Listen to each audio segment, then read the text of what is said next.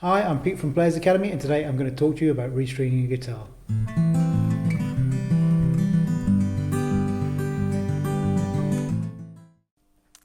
So, as I mentioned in my last video on guitar maintenance, changing your strings regularly is a really important step for keeping your guitar sounding and playing its best. Like the tyres on a car, they do get worn out, but the good news is you can get a new set for around a fiver and replace them yourself at home without any special tools and only a little bit of know-how. Today I am going to use a string winder and a set of pliers, but even these aren't essential, and I will show you how to do the same jobs without them if you don't have them handy.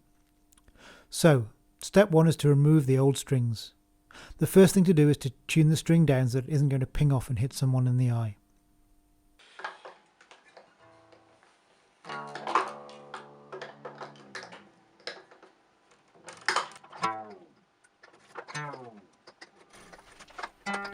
Now, if you have a guitar like this with 3 tuners on each side, you'll notice that the tuners on each side turn in opposite directions. If you have a Fender style guitar with them all on the same side, then they all turn the same way. Once you have taken the tension out of the strings so they are nice and floppy, on an acoustic guitar like this you can just pull the pins out and the strings will come free. If you have an electric guitar where you pull the strings through the bridge, you can either unwind the string the whole way or cut it in half and then slide it out. If you find the pins are a little bit stiff coming out, since we've taken the tension off the strings, you can always pop your hand inside the sound hole and give it a little push from underneath, which is what I was trying to show you here, except that my big hand was in the way. Once you've taken the old strings off, this is your chance to give the guitar a wipe over to get rid of all that dust under the strings from your guitar pick or fingernails wearing away as you play, to give the fingerboard a little bit of a clean if it needs it. So, we have our new strings.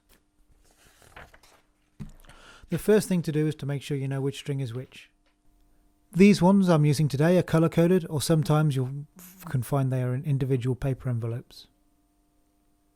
Okay, so I'm going to work high to low, but it doesn't matter too much as long as you have a system to make sure the string in your hand is going in the right place. The first thing we need to do is seat the string in the bridge. I'm going to pop the ball end inside the guitar with about 4 or 5 centimeters of string, then I'm going to pop the bridge pin in and pull the string back up so it's held firmly in place. We want to jam it into this little slot here so it's pulling up against the back of the bridge plate.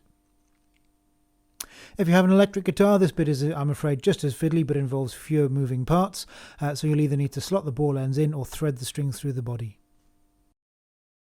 Once the string is firmly attached here, we can move up to the other end of the guitar. First, we need to thread the string through the post, leaving enough slack. I like to have enough that I can get about 2 widths of my palm under the strings.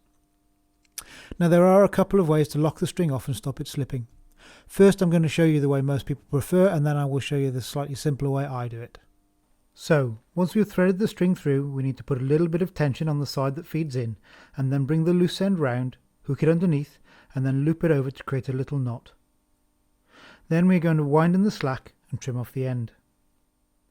This method does work really well, but it can be very tricky to get the string off the post if it breaks.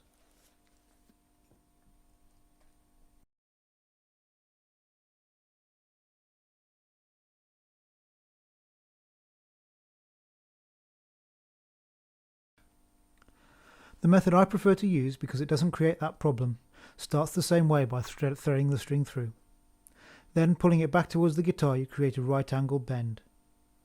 Then, as we wrap it around, we bring it above the string on the first wrap and then underneath on the next wrap, pinching it in place and hopefully creating the same locking effect.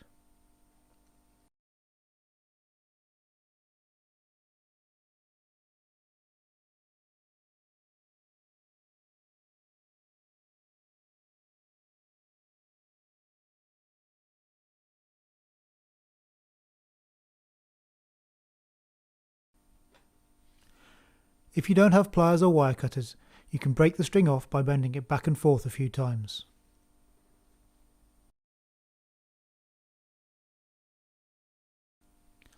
Once you have one string on, you just need to repeat the process for the other 5.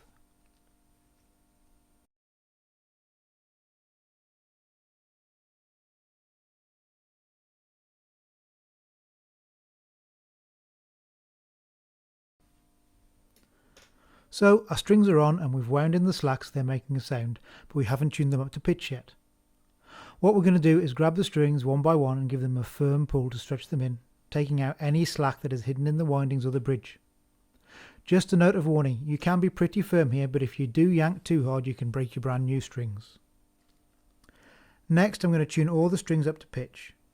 I'm using a clip-on tuner here, but a mobile phone app will do just as well, or you could always tune it by ear. Then I'm going to repeat the stretching in process once more before tuning the guitar again. So there you have it, one freshly restrung guitar.